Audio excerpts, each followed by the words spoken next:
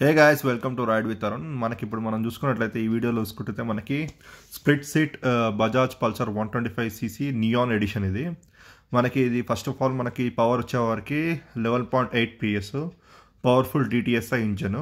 తర్వాత మనకు టార్క్ వచ్చేసి 10.8 Nm టార్క్. మనకి ఈ వేరియంట్లో మనకు ఫస్ట్ డిజైన్ గురించి మాట్లాడుకుంటే sporty and vibrant class leading split seat అంటారు.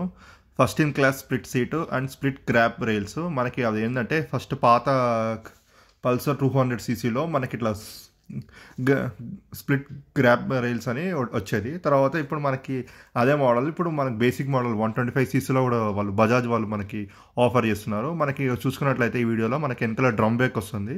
అది కూడా 130mm డ్రమ్ బ్రేక్. ముందు మనం చూసుకున్నట్లయితే 240mm డిస్క్, సింగిల్ డిస్క్. మనకి ఇంకో చూసుకునే సస్పెన్షన్ గురించి వస్తే ఫస్ట్ మనకి టెలిస్కోపిక్ ఫ్రంట్ సస్పెన్షన్. అది 5 స్టెప్. మళ్ళీ బ్యాక్ సైడ్ మనకి వెళ్ళేవరకు 5 స్టెప్ నైట్రాక్స్ రేర్ సస్పెన్షన్. మనకి హ్యాండ్లింగ్ కానీ స్టెబిలిటీ కానీ చాలా బాగుంటుంది. ఇంకోటి ఏంటంటే ఇది మనకి 125cc బేసిక్ మోడల్ అయినా కానీ ఇది ఏంటంటే స్పోర్టీ కమ్యూటర్ కిందకి వస్తుంది.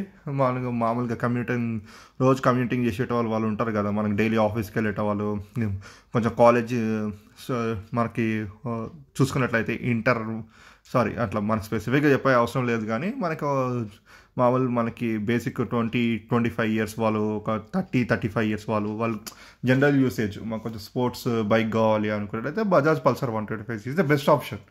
ఇంకొక ఆప్షన్ అయితే మనకు లేదు, అంటే ఉంది. అవి ఏంటంటే జనరలైజ్డ్ కేటగిరీ కిందకి వస్తుంది. పల్సర్ ఏంటంటే మనకి స్పోర్ట్స్ ప్లస్ కమ్యూటర్, కొంచెం రఫ్గా నడపడానికి కానీ రఫ్గా యూజ్ చేయడానికి కానీ. మనకి ఇప్పుడు చూసుకున్నట్లయితే ఇది E20 అంటే మనకి తెలిసిందే కదా, గవర్నమెంట్కి E20 నామ్స్ అని కొత్త తీసుకొచ్చింది.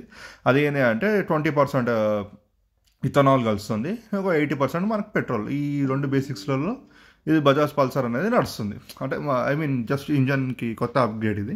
ఇంకోటి BS6 వర్జన్ నుంచి ఫిల్టర్ మొత్తం చేంజ్ చేశారు.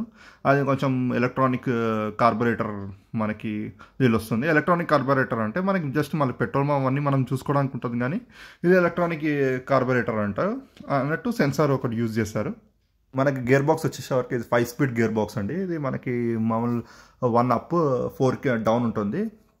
ఇది జస్ట్ మనం అన్ని 125cc అవైలబుల్ ఉంటుంది.